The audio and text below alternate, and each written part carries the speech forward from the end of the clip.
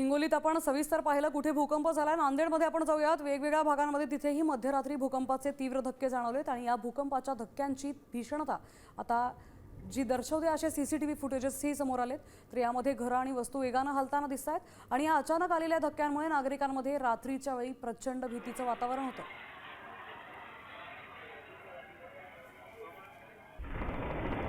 यानंतर आपण जाऊयात नांदेडमध्ये, तिथेही भूकंप झालेले आहेत, त्यामुळे तिथेही नागरिक भयभीत झाले।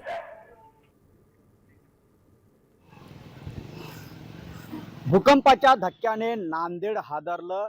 मध्यरात्री झालेल्या भूकंपाच्या धक्क्याने नागरिक भयभीत झालेले आहेत। अक्षरशः नागरिकांनी रात्र जागून काढलेली आहे। आपल्यासोबत नांदेड शहरातील सांगवी परिसरातील नागरिक आहेत। आपण त्यांच्याशी बातचीत करूया आणि जाणून घेऊयात कशा पद्धतीचा हा भूकंप होता। काय सांगाल, रात्री मध्यरात्री भूकंप झाला, कशा पद्धतीचा हा भूकंप होता? रात्री सुमारे 1:37 आम्ही गाढ झोपेत होतो। मोठा आवाज जाणवला। आमचे झोपलेले पलंग असे हादरले। आम्ही ताबडतोब घराच्या बाहेर पडलो।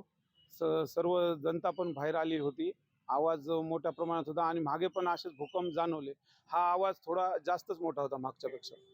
निश्चितच हे त्यांच्या प्रतिक्रिया होत्या। काय सांगाल, भूकंप केव्हा जाणवला आणि काय तुमची त्या ठिकाणी तुम्ही कशा पद्धतीने बाहेर आले?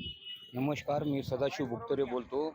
आम्ही नांदेड जिल्ह्यातील सांगवी येथील रहिवासी आहोत। रात्री 1:30च्या सुमारास एकदम आवाज आल्यासारखा वाटला आणि नंतर आम्हाला जाग आल्याच्या नंतर असा जोरात हादरा बसला। हादरा बसल्याच्या नंतर आम्ही घरातील सर्व मुलाबाळांना बाहेर घेऊन रस्त्यावर आलो।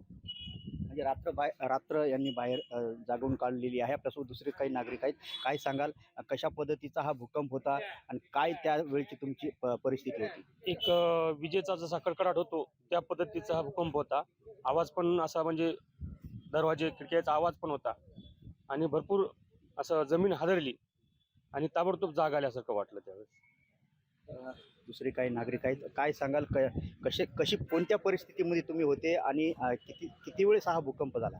आम्ही रात्री गाढ झोपेमध्ये असताना 1:36 दरम्यान हा आवाज आला आम्हाला। तेव्हापासून आम्ही बाहेर होतो। हा आवाज कमीत कमी 4 वेळेस आलेला आवाज आहे। 4 वेळेस भूकंपाचे आम्हाला धक्के जाणवलेले आहेत।